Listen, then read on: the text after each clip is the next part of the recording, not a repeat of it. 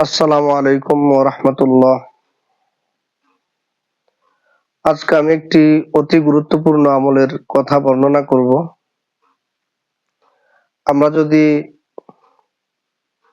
সুন্নাহের দিকে তাকাই তাহলে দেখতে পাবো রাসূল সাল্লাল্লাহু আলাইহি সাল্লাম বহু হাদিসে বলেছেন আমাদেরকে সকাল, সন্ধ্যা এবং রাত্রে ঘুমানোর আগে সূরা নাস, সূরা ফালাক, সূরা ইখলাস ৩ বার করে পড়ার জন্য।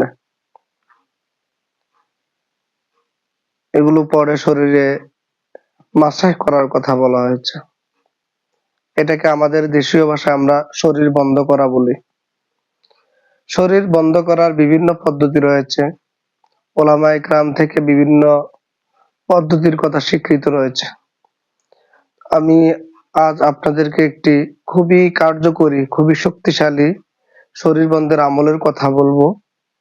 যেভাবে শরীর বন্ধ করলে শুধু নিজের নয় বরং নিজের পরিবার পরিজনের শরীরও বন্ধ হয়ে যায় ইনশাআল্লাহ তাআলা।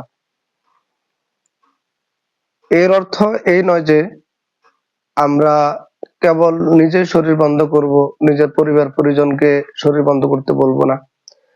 বর্তমানে আমরা আখিরি জমানায় বাস করতেছি, কিয়ামত অতি সন্নিকটে। রাসূল সাল্লাল্লাহু আলাইহি সাল্লামের হাদিস অনুযায়ী কিয়ামতের যে আলামত গুলো আছে তার মধ্যে উল্লেখযোগ্য একটি আলামত হলো কিয়ামতের পূর্বে সেহের বেড়ে যাবে, জিন জাদুর সমস্যা অনেক অনেক বেড়ে যাবে। সেজন্য সমস্যা যেহেতু এখন অনেক বেড়ে গিয়েছে এবং অনেক শক্তিশালী, সেই হিসাবে নিজেদের আমলের সহিত আমাদের পরিবার পরিজনকেও আমরা বলবো তারাও যেন আমলটি করে। আর যদি তারা আমাদের কাছে থাকে তাহলে আমরা নিজেরা পড়ে তাদেরকে দম করে দিব, কিংবা আমাদের হাত তাদের শরীরে মেসেজ করে দিব, মাসাজ করে দিব। আমলটি বলছি, মনোযোগ দিয়ে শুনুন।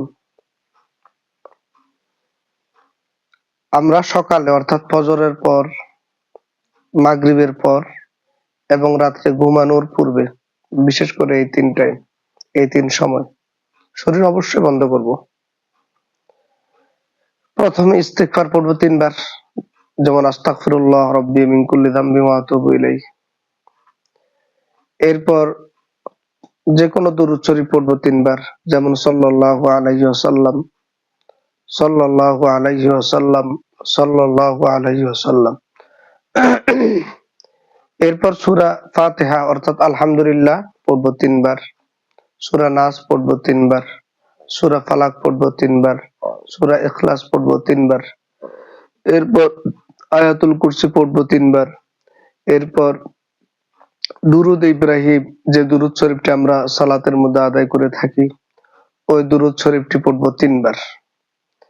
এসব কিছু পরে আমরা আমাদের হাতের মধ্যে দম করব, এভাবে দু হাতকে এভাবে সামনে এনে দম করব।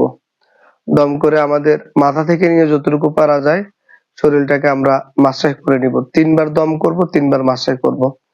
আমাদের সন্তান, পরিবার পরিজন সামনে থাকলে তাদের শরীরেও আমরা দম করব এবং সম্ভব হলে হাত মাসাজ করে দিব ইনশাআল্লাহ তাআলা।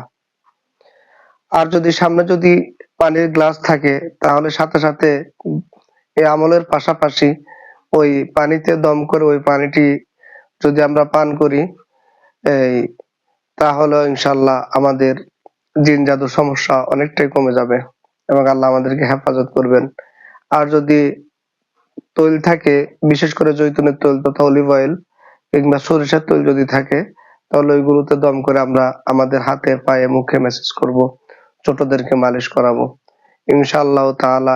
এই আমলের উসিলায় আল্লাহ আমাদেরকে হেফাজত করবেন। আমাদেরকে কারো মুখাপেক্ষী হতে হবে না, কারো কাছে যেতে হবে না, টাকা খরচ করতে হবে না। তো আপনার যদি আমার এই আলোচনার দ্বারা উপকৃত হয়ে থাকেন, তাহলে আমাদের কত ভাই বোন কত জায়গায় কত বিপদগ্রস্ত ভাবে আছেন, তারাও যেন এই আমলটি পেয়ে যান, এই সেজন্য আমলটি আপনারা শেয়ার করে দিবেন।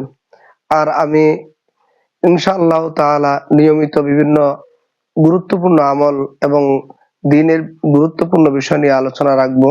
সেক্ষেত্রে আপনারা সাবস্ক্রাইব করে রাখলে ইনশাআল্লাহ আপনারা ক্ষতিগ্রস্ত হবেন না, উপকৃতই হবেন। আসসালামু আলাইকুম ওয়া রাহমাতুল্লাহ।